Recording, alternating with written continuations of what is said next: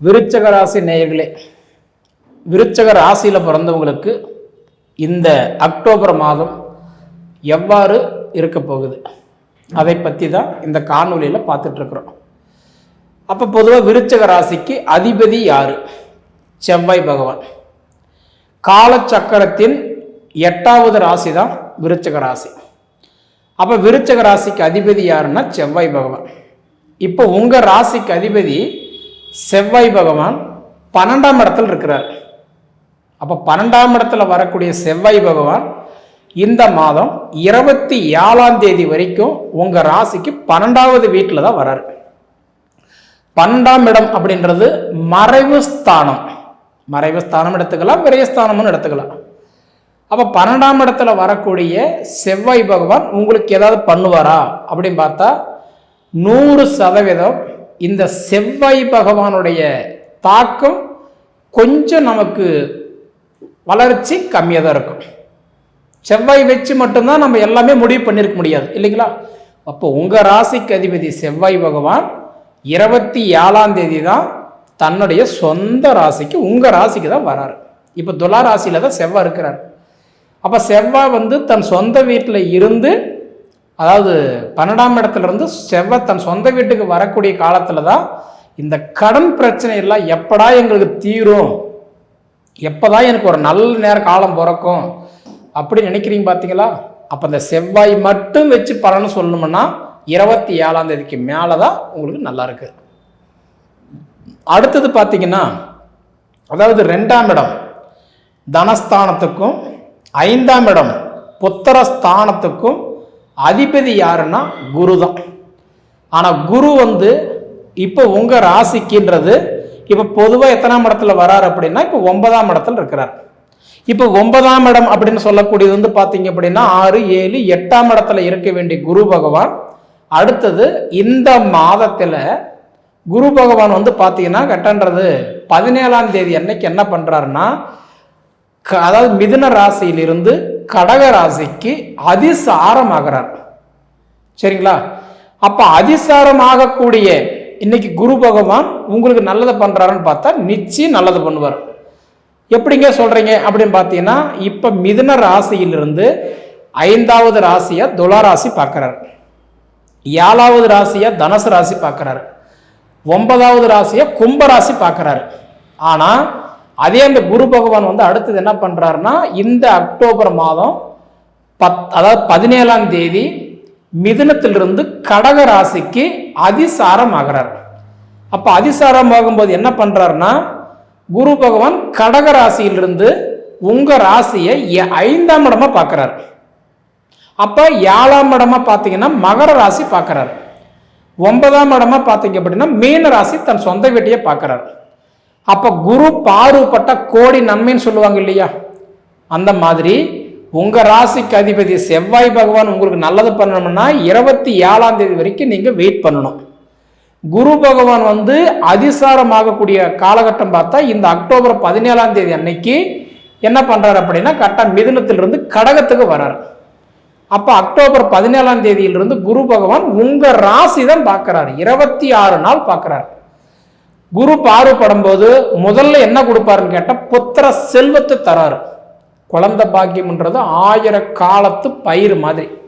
ஒரு சிலருக்கெல்லாம் நினைச்ச உடனே குழந்தை பிறந்துடும்.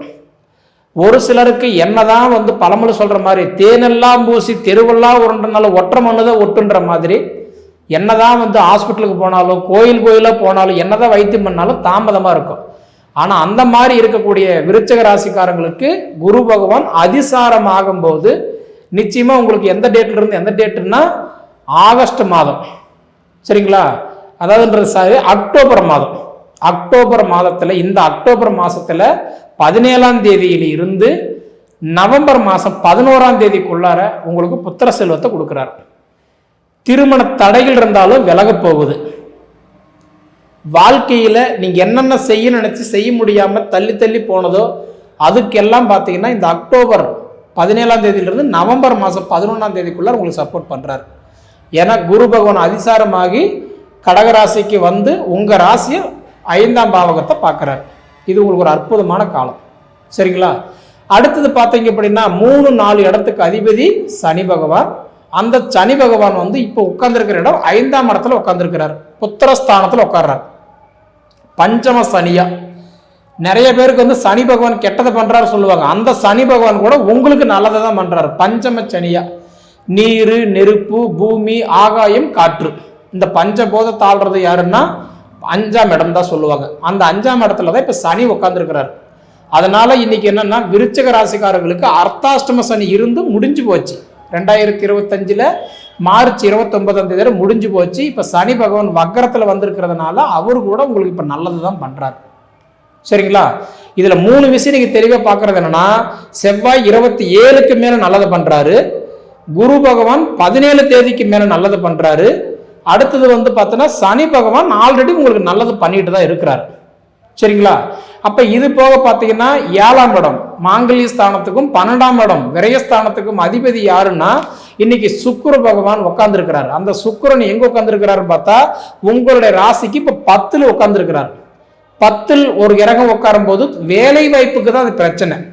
அப்போ 9ஆம் தேதி வரைக்கும் உங்களுக்கு வேலையில பிரச்சனை கொடுத்துட்டு இருப்பாரு. குறிப்பா நான் வந்து ஒரு மேல் அதிகாரி, எனக்கு கீழே 4 பேர் வேலை செய்யறாங்க அப்படின்னு நீங்க சொல்றவங்களா இருந்தீங்கன்னா 9ஆம் தேதி வரைக்கும் கொஞ்சம் கவனமா இருங்க. ஏன்னா இன்னைக்கு வந்து பார்த்தா சுக்கிரன் போய் பார்க்கும்போது உங்களுக்கு 10ல் உட்கார்ந்துருக்கிறார்.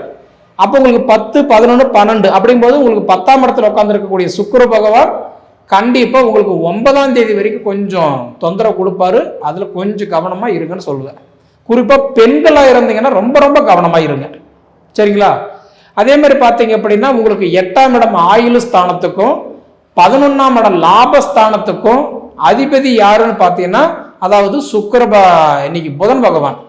அப்ப அந்த 8-11க்கு அதிபதி புதன் பகவான் இப்ப உங்க ராசிக்கு வந்து பார்த்தா 11ஆம் இடத்துல உட்கார்ந்துருக்கிறாரு. அப்ப புதன் பகவான் 3 தேதி வரைக்கும் தான் அவர் வந்து லாபஸ்தானத்தில் இருக்கிறார். ஆனா இதையே இந்த மாசம் ஃபுல்லா இருந்துட்டாருன்னா உங்களுக்கு வந்து லக்கி பிரைஸ்ன்னு சொல்லுவேன் நான். ஏன்னா 11ஆம் இடத்துக்கு அதிபதி தன் சொந்த வீட்டில் இருந்துட்டு 3ஆம் தேதி என்ன பண்றாருன்னா 12ஆம் இடம் விரயஸ்தானத்துக்கு வர்றாரு. படிப்புல ரொம்ப கவனம் செலுத்துறவங்களா இருந்தாலும் சரி, படிச்சுட்டு வேலை தேடுறவங்களா இருந்தாலும் சரி, பொதுவாகவே நல்ல டேலண்ட் பேச்சாளர்கள் இந்த மாதிரி இருக்கிறவங்களெல்லாம் சரி, 3ஆம் தேதியிலிருந்து 24ஆம் தேதி வரைக்கும் உங்களுக்கு நினைச்ச சில வேலைகள் எல்லாம் தாமதமாகும்.